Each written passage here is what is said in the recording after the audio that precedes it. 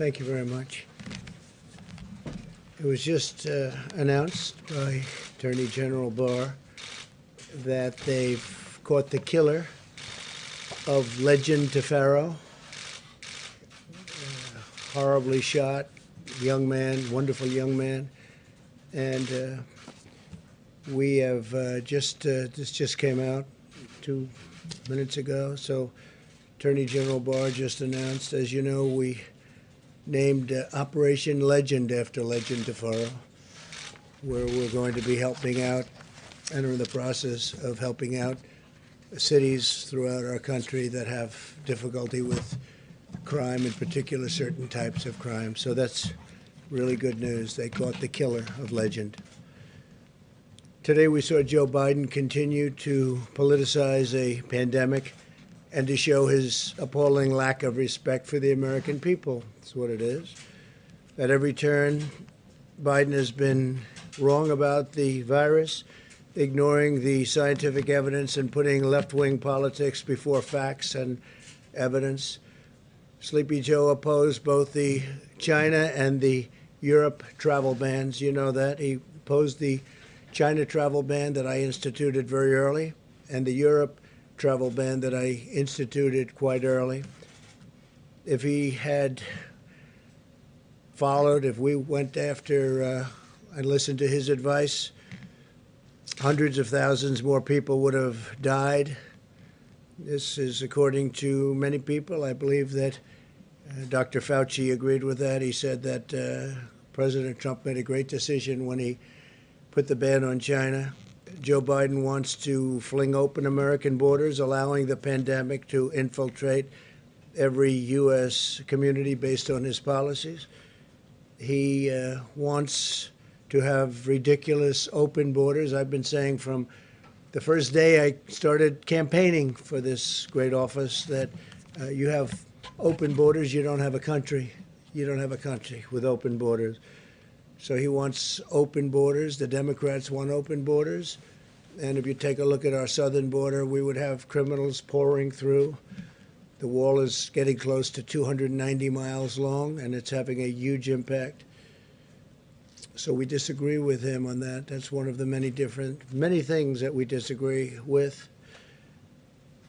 But while Joe Biden would allow rioters and looters and criminals and millions of illegal aliens to roam free in our country, he wants the federal government to issue a sweeping new mandate to law-abiding citizens. He wants the President of the United States, with the mere stroke of a pen, to order over 300 million American citizens to wear a mask for a minimum of 3 straight months. I guess this just happened. He thinks it's good politics, I guess. No matter where they live and no matter their surroundings, because different states are much different, both in terms of the atmosphere itself and also in terms of the corona problem. He does not identify what authority the president has to issue such a mandate or how federal law enforcement could possibly enforce it, or why we would be stepping on governors throughout our country, many of whom have done a very good job, and they know what is needed. Also, many of our 50 states are doing the job at a level that, frankly, people are really surprised, including foreign governments that are calling us constantly and asking for advice. So I want to just say our governors have worked very hard. They've worked with Vice President Pence and myself and everybody else that's been going. We have Scott now involved, and so Scott, congratulations, but you'll be working with a lot of governors. You've already started, and Dr. Fauci and Dr. Birx. If the president has the unilateral power to order every single citizen to cover their face in nearly all instances, what other powers does he have? That's why he refused, Biden, to take questions. He couldn't answer any of them, couldn't answer the questions. He refuses to take questions. He never takes questions. I take questions. He never takes questions. And you sort of wonder what's going on, because they're not that difficult. Some can be nasty, but they're not that difficult. but he never takes questions. So he just, I guess, left. I didn't see it, but I guess he just left the podium. Put it in your minds. My administration has a different approach. We have urged Americans to wear masks, and I emphasized this is a patriotic thing to do. Maybe they're great, and maybe they're just good. Maybe they're not so good. But frankly, what do you have to lose? You have nothing to lose. So we do, and we've been saying wear them when it's appropriate, especially in terms of social distancing, if you can't distance enough. And what do you have to lose? But again, it's up to the governors, and we want to have a certain freedom. We want to have a certain freedom. That's what we're about. At the same time, we also understand that each state is different and is facing unique circumstances. You have very, very different states facing very unique differences and circumstances. We've entrusted the governors of each state, elected by the people, to develop and enforce their own mask policies and other policies, following guidance from the federal government and CDC. We're working with each state to implement a plan based on the facts and science. We will continue to urge Americans to wear masks when they cannot socially distance, but we do not need to bring the full weight of the federal government down on law-abiding Americans to accomplish this goal. Americans must have their freedoms, and I trust the American people and their governors very much. I trust the American people, and the governors want to do the right thing to make the smart decisions, and Joe doesn't know too much. Unlike the Biden approach, our approach is guided by science. That's why we're focused on protecting the high-risk Americans. That is why we're delivering effective medical treatments to dramatically reduce the fatality rate. And that is why we're developing a vaccine and therapeutics in record time. You'll see that, I think, very soon. Sleepy Joe rejects the scientific approach in favor of locking all Americans in their basements for months on end, which I think is something that Scott would be very opposed to. I think I can speak for you. We've been dealing pretty strongly over the last number of weeks. But he wants them in the basement for months on end. And you have governors that have been very, very strict on keeping people in their houses, keeping people in their, wherever they may be, apartments. And frankly, I don't think the results are necessarily better than other results. But he wants to shut down our economy, close our schools, and grind society to a halt. And he wants it done by a federal decree. This would lead to a crippling, long-lasting depression. This would be a crippling, long-lasting depression. And yesterday I showed you the numbers about how well we're doing coming back with auto sales and auto manufacturing and used car sales and housing sales at numbers that nobody would have believed. And we're back and very strong. It's a very strong V. It's almost a straight-up V. We'll be discussing that over the next couple of days. But the economy is coming back, and the employment numbers over the last 3 months are a record in history of our country. And we'll be back next year. I think we'll be maybe even stronger than the previous year, where we set every record in the book on employment and stock market. By the way, our stock market numbers are very close to record, and NASDAQ is actually record over the last 14 days, 14 times now. It's been record, and that's during what we hope will be the more final stages of the pandemic. So if we did what Biden wanted to do, it would shut down our healthcare system and lead to a massive increase in mortality, including suicide, overdose, heart disease, and countless other physical and mental harms. It is very, very bad on the other side of the equation when you do something like that. Those shutdowns are very punitive, very punitive. They hurt a lot of people in a lot of different ways, through depression, through suicide, through so many other things, alcohol, drugs. Biden's approach is regressive, it's anti-scientific, and it's very defeatist. but it'd be very bad for our country. While Joe Biden has been playing politics from the sidelines, he has no clue. We've been solving problems and delivering tremendous results. The most advanced and robust testing system on the planet, the #1 producer of ventilators in the world by far, unprecedented industrial mobilization, biggest since World War II, Operation Warp Speed to deliver life-saving treatments and very soon a vaccine.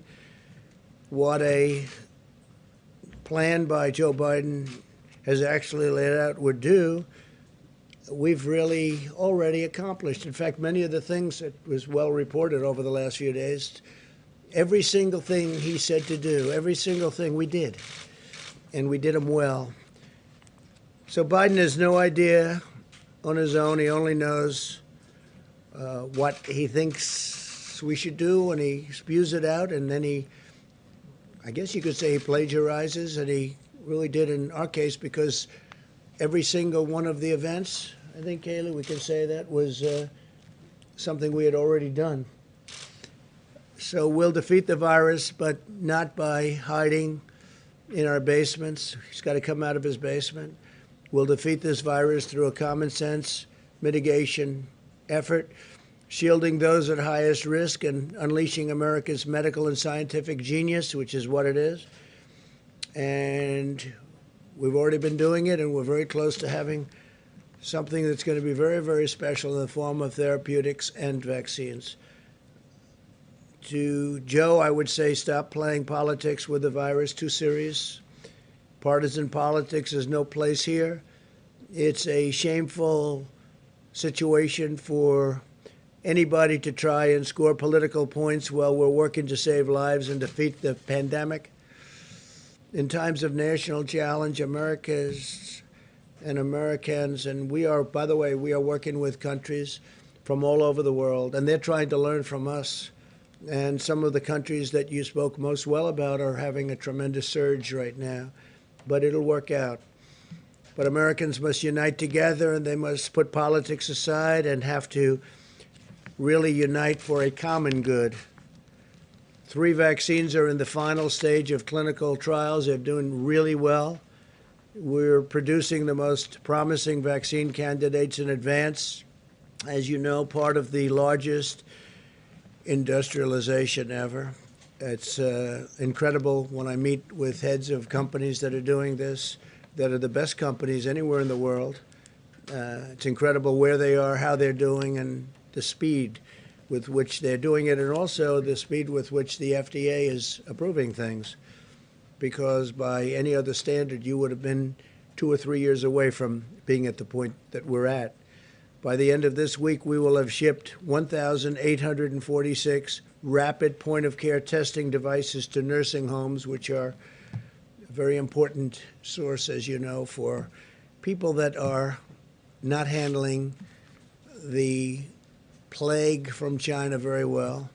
This week alone, we're sending 992 testing devices and 450,000 tests to more than 950 nursing homes across the country. And these tests are incredible. These are tests that are all new, very modern. And we're also getting on the tests that are not done immediately with the 5 to 15-minute timing. When they do send them to a lab, they're coming back now in 3 days. So it's a 3-day process, which is about as good as you can do. You have 1 day of delivering, 1 day of receiving, and 1 day in the lab. We're also requiring all nursing homes to test all members of their staff at least weekly. By unleashing America's scientific genius, we have delivered effective treatments. The case fatality rate for Americans over 70 has declined by about 85%. That's a fantastic number. It's declined. That's case fatality. It's declined by 85%. Europe has seen 40% more excess mortality than the United States compared to a non-pandemic year. So you hear the numbers, and those numbers are very interesting, but that's the way it is. We continue to urge all Americans to wash your hands, socially distance, wear a mask when necessary, and when you cannot, distance and protect Very importantly, the vulnerable, protect people that are older and especially people that have problems with heart or diabetes or some other problem.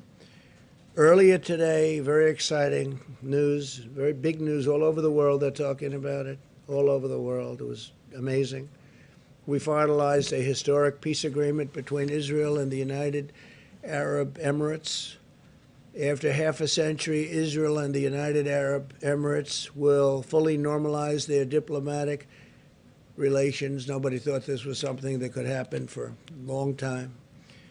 This is the most important diplomatic breakthrough since the Egypt-Israel peace agreement was signed over 40 years ago.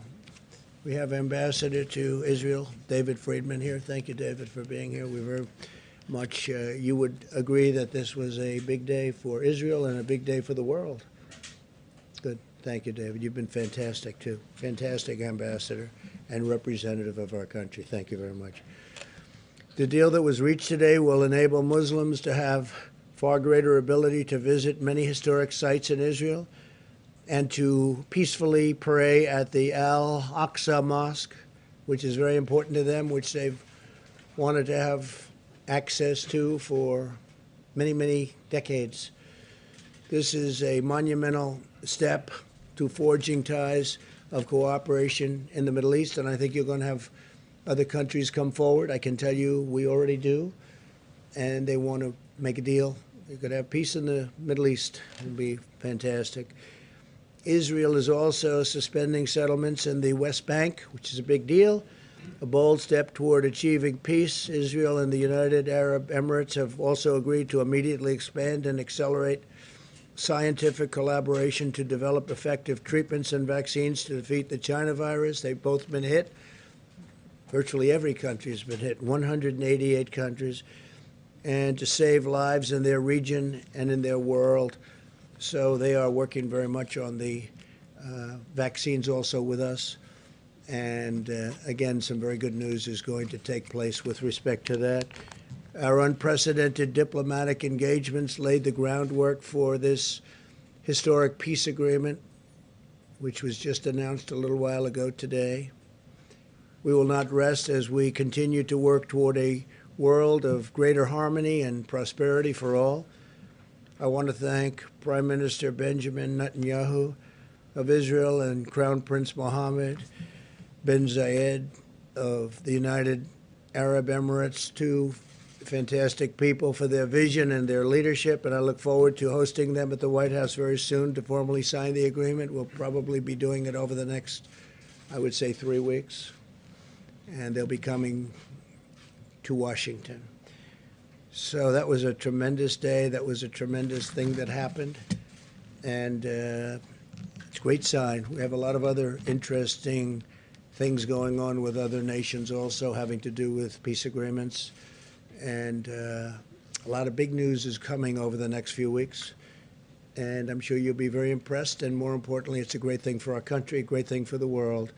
So thank you very much. Please, go ahead. Thank you, Mr. President. I appreciate it. I want to ask you about school-age kids and food. One of the real problems when you shut down the schools, these are kids on reduced and free lunch programs.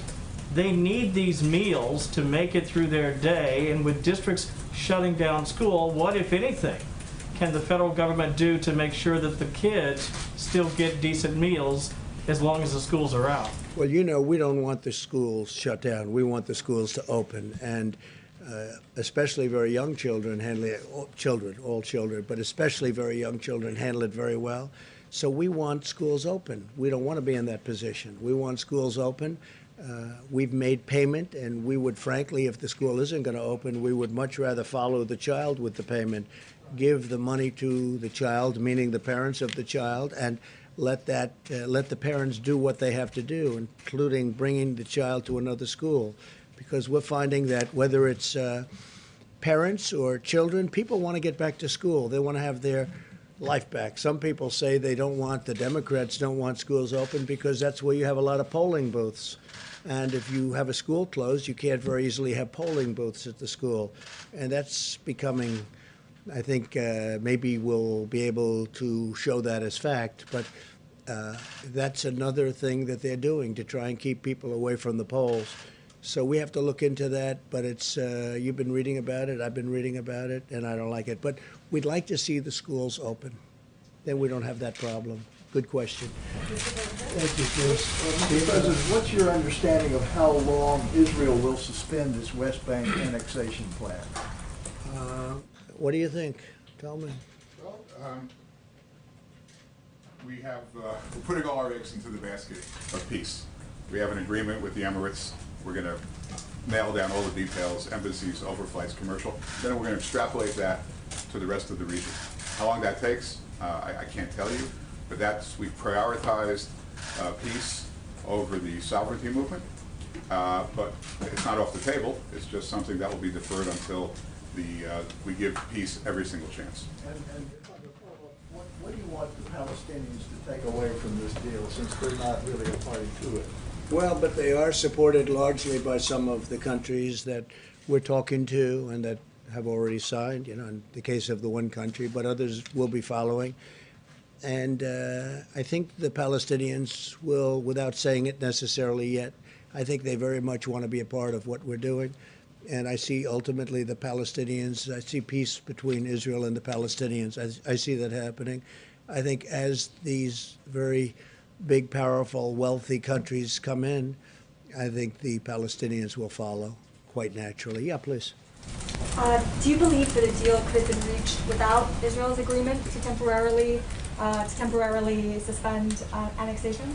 Say it again. Could you make it louder? Do you believe that a deal could have been reached without Israel's agreement to temporarily suspend annexation? What do you think about that, David? It's interesting. I think you can't do both at the same time. So I think, again, prioritize peace. Sovereignty, after peace is given every opportunity to turn to sovereignty. I don't think the two could have been done at the same time. And have you asked Israel to permanently consider abandoning annexation? No, this is a temporary process. There's been no request. Okay. Please, Caitlin. Mr. President, this morning you said that you do not want to fund the U.S. Postal Service because Democrats are trying to expand voting by mail.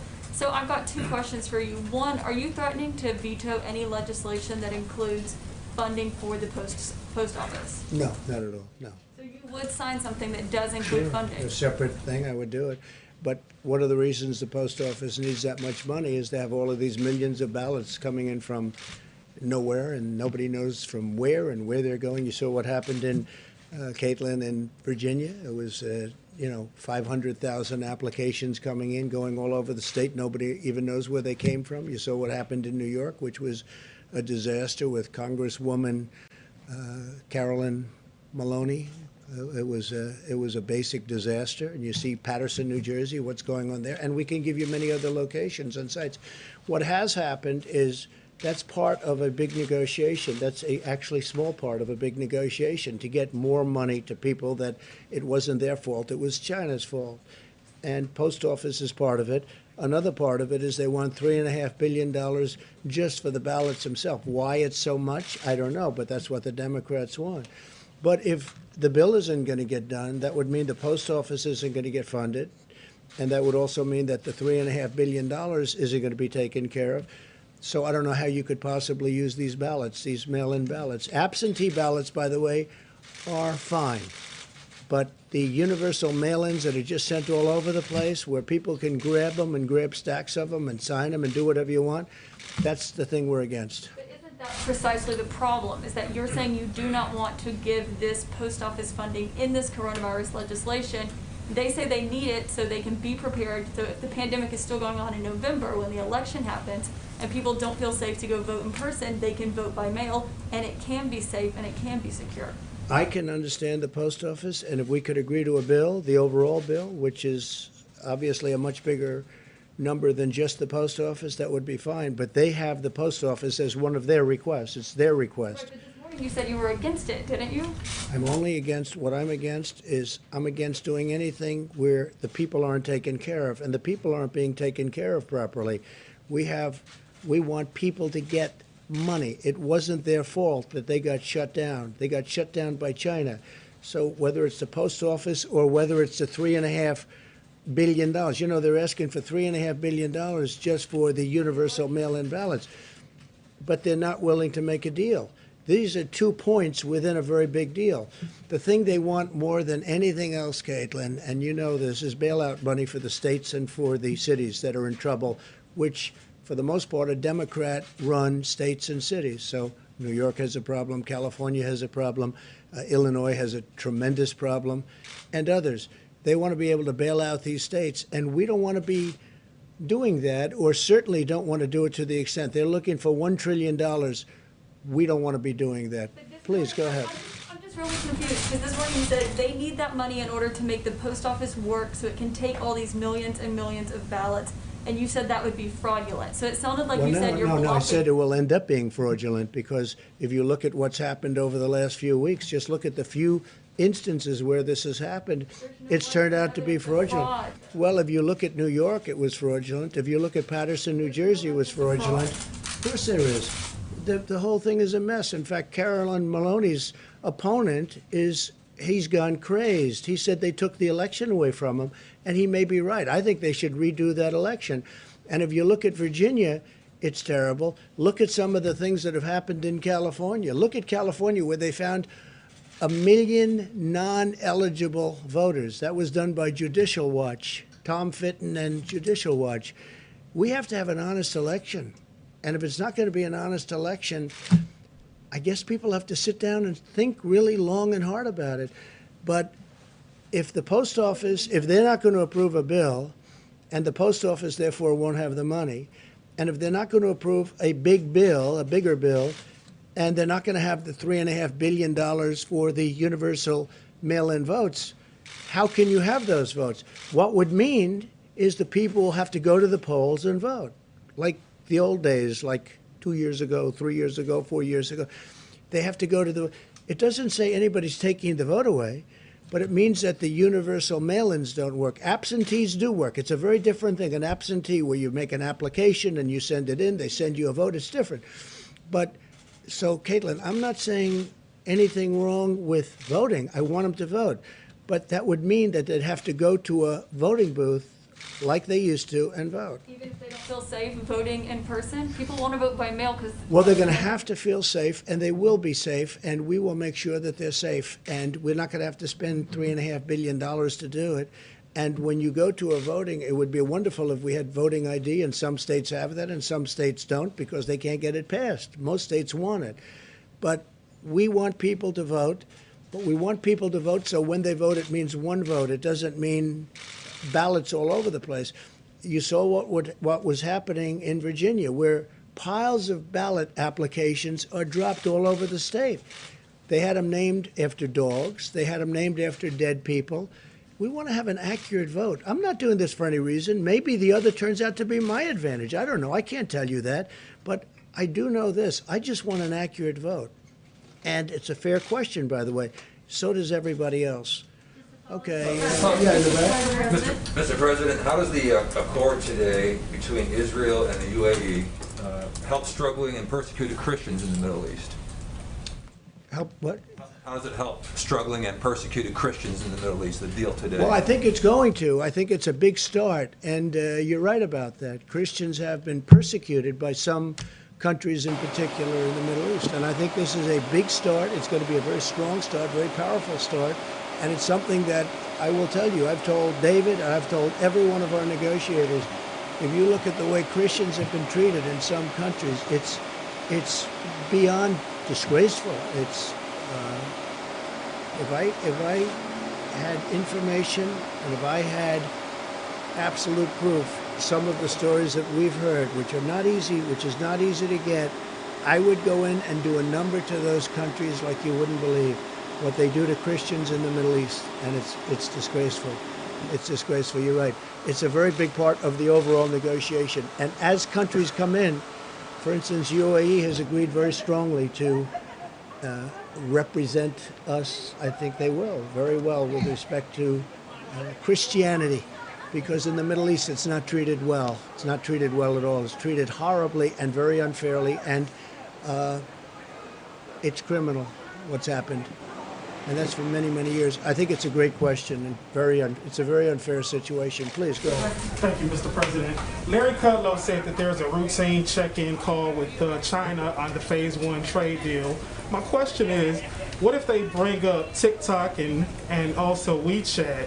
Would you instruct your team to engage them on that executive We have a order? deadline of September 15th, and whether it's Microsoft, I understand, and others are negotiating. We also said that obviously it's worthless if we don't allow them into the country. So we said that the United States Treasury is going to be getting something out of this deal, something very substantial. But what we want is total security. But we have a deadline of September 15th. So I know Microsoft and others are very interested in it. But that's our deadline. And it has to be proven to be totally secure. We don't want to have any information going into China with what we've been through. And I have to tell you, you talked about the deal, you mentioned the Phase 1 deal. Well, the Phase 1 deal, it's a very interesting situation because you've been hearing the largest order of corn in history, the largest order of soybeans, the largest order of beef. They've done more than they've ever done. So you're going to have to figure that one out. With where I'm coming from, I could have, because they see my attitude. My attitude toward China is not friendly, but they have gone into orders that are extremely large, and our farmers are very happy. But with what they did with respect to the pandemic, the plague that came in from China, it just is a different feeling. It was an incredible deal, but I have a very different feeling.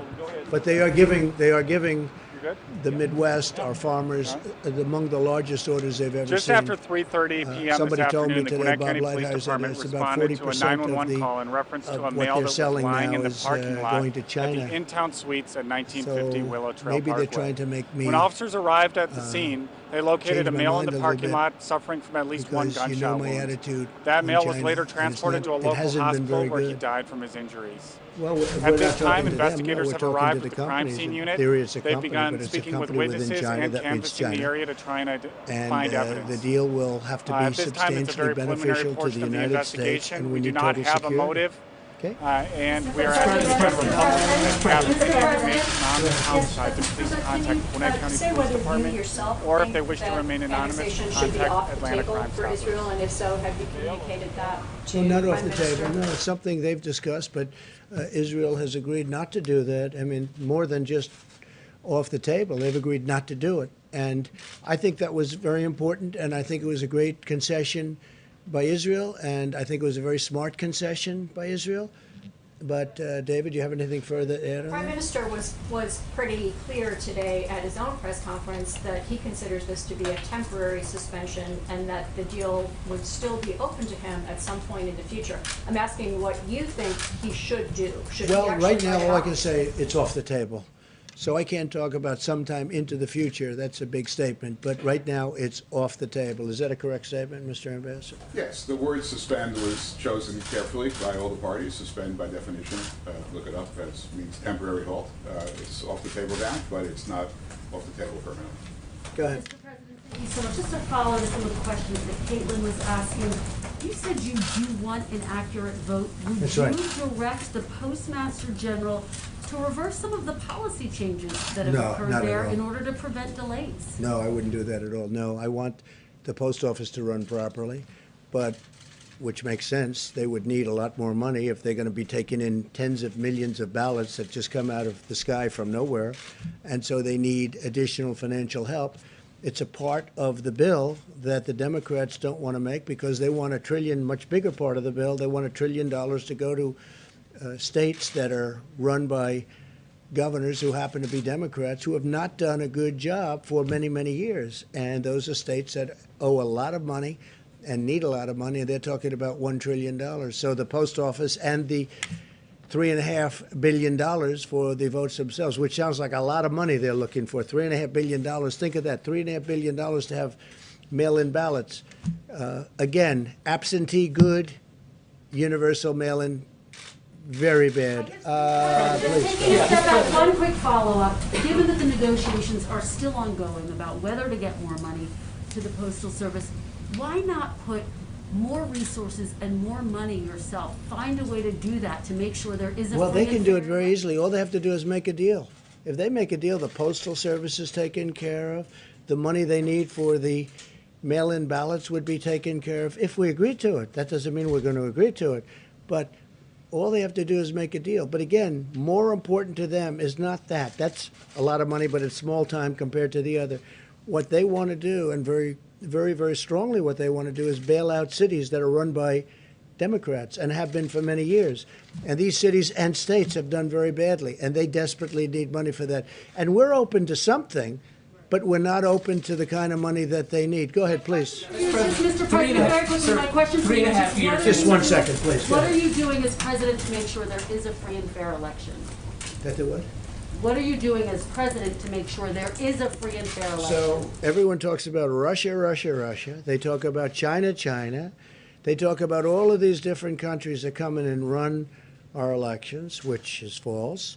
But what they don't talk about are things like very loose mail-in ballots, universal in nature, that frankly Russia, China, North Korea, Iran, all of these countries that we are reading about, hearing about, and in some cases they're writing about intelligence-wise, these countries can grab those ballots or print forgeries of those ballots, and they would go out and they would have a field day.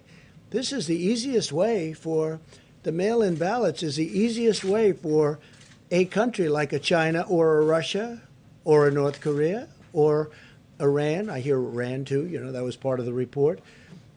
This would be very easy for them. This is much easier than, well, we have been very strong. Now, if you remember, President Obama was informed about Russia by the FBI in September. The election was in November.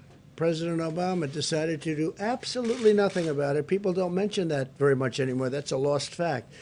But he was informed very powerfully that they're going to do, and President Obama did nothing. We have done a lot, and we've really shored it up. But what people can never prepare for are millions and millions of mail-in ballots, because they can be forged, they can be captured, they can be taken. No, well, that's a very hard thing to do. We have to make sure that we can do that. Please. So, Mr. President, after 3.5 years, do you regret at all the lying you've done to the American people? On All the what? everything? All the lying, all the dishonesties. That who has done? You have done. Tens of thousands. Yeah, go ahead, please. Please. Go ahead. Go ahead. I wanted to ask about the payroll tax Go ahead. cut. One, is it going to be optional or mandatory for employers to defer and not collect the payroll tax? So we're- and if I have a follow-up on The that. payroll tax is very important and a very big benefit to people, as you know, to companies, because we want the companies to be strong, but now directly to people. And it's a very big number, and we're taking care of it, and this will go directly to the people, the workers within the company. It's a payroll tax. It's called a payroll tax cut. We're cutting the payroll tax, and it's a very large number, and that will go directly to the workers of the company. Well, if employers collect that through FICA, will that be are they going to be required not to collect that money? You mean later on? You mean later on at a later Right now, date? so September 1, when I get my paycheck, will The it be up to the employers will collect it and give it, most likely. The employers will collect it and give it, okay? Please, go ahead. Mr. President, I have 2 questions. The first one on domestic politics. There are claims Can't understand a There word are you're claims saying. circulating in social media that Kamala Harris is not eligible to run for vice president because she was an anchor baby, I quote. Do you or can you definitively say whether or not Kamala Harris is eligible, meets the legal requirements to run as vice president? So I just heard that. I heard it today, that she doesn't meet the requirements. And by the way, the lawyer that wrote that piece is a very highly qualified, very talented lawyer. I have no idea if that's right. I would have assumed the Democrats would have checked that out before she gets chosen to run for vice president. But that's a very serious. You're saying that they're saying that she doesn't qualify because she wasn't born in this country. No, she was born in this country, but her parents did not The claims say that her parents did not receive their permanent residence at that Yeah, time. I don't know about it. I just heard about it. I'll take a look. Back in the Mr. back. President, a follow-up on UNGA. Ambassador Kelly Craft recently said that you, or she's hoping that you might be able to deliver the speech in front of the UN General Assembly in person, even though other leaders will be sending in their video recordings. Can you confirm that? Yeah, I'm thinking about going directly to the UN to do the speech. A lot of people will not, because of COVID, will not be able to be there, as you know. But I'm thinking, I think it's appropriate if we can do it, I'll do it directly. And again, this will not be like in the past, because some countries won't be able to escape the problems they're having. You know, countries are having a tremendous problem with the China virus. So we'll see what happens. But I would prefer doing it. I can do it the other way. I can do it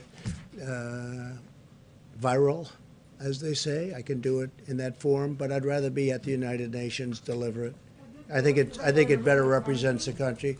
Also, I feel sort of at least a semi-obligation as the President of the United States to be at the United Nations to deliver what will be an important speech. Would you still do it if the room is empty? Well, the room won't be empty. The room will have different people there and representatives of countries. But I can understand how it's very difficult for countries to be there. They won't be there only for that reason. They'd love to be there. I've already had people call, in fact, say, a couple of them, I'd love to be there. If you want, I'll be there. I said, don't be there. You don't have to be there. No, the room would be, I think the room will not be, although there may be a spacing requirement like you have in this room. This room was always packed. This room would be packed again if we had the seats open, but you have a spacing requirement, so I understand that the United Nations, they may have that too. Yes, please. Thank you, Mr. President. I have a question on the peace deal, but if you don't mind, could I defer my question to Amala Khan from Epic Times? Sure, yes. Thank you, Mr. Please. President. Thank you. I would like to ask your opinion about what recently happened in Hong Kong, recent attack on press freedom in Hong Kong, and Jimmy Lai was arrested, his newsroom was raided. How will the U.S. respond to this? Well, I think it's a terrible thing, but one thing that we have done, we gave tremendous incentives to Hong Kong because of freedom. We want freedom. And we were giving tremendous economic incentives to Hong Kong, and we have now withdrawn all of those incentives. And it will be impossible for Hong Kong to compete with the United States with respect to that. It just won't be, because we've taken all of the incentives away. If you look at China with the World Trade Organization as an example, they're getting tremendous because they're considered a developing nation, which is ridiculous. Why should they be a developing nation, but we're not? And they get tremendous incentives. We have, by the way, told them it's unacceptable, and we've been doing that for a long time. They understand exactly how we feel, and big changes are being made. But with respect to Hong Kong, they get tremendous financial incentives so that they could do business and compete in the world. We've now withdrawn all of those incentives. It's going to be very hard for Hong Kong to compete. And I will tell you that the United States, and I say this from any standpoint you want to hear it, will end up making a lot more money because of it, because we lost a lot of business to Hong Kong. We made it very convenient for people to go there, for companies to go there. We've withdrawn all of that. And the United States will be a big beneficiary from an economic standpoint. But I hate to see what happened to Hong Kong, because freedom is a great thing. Thank you all very much. Thank you. Thank you very much.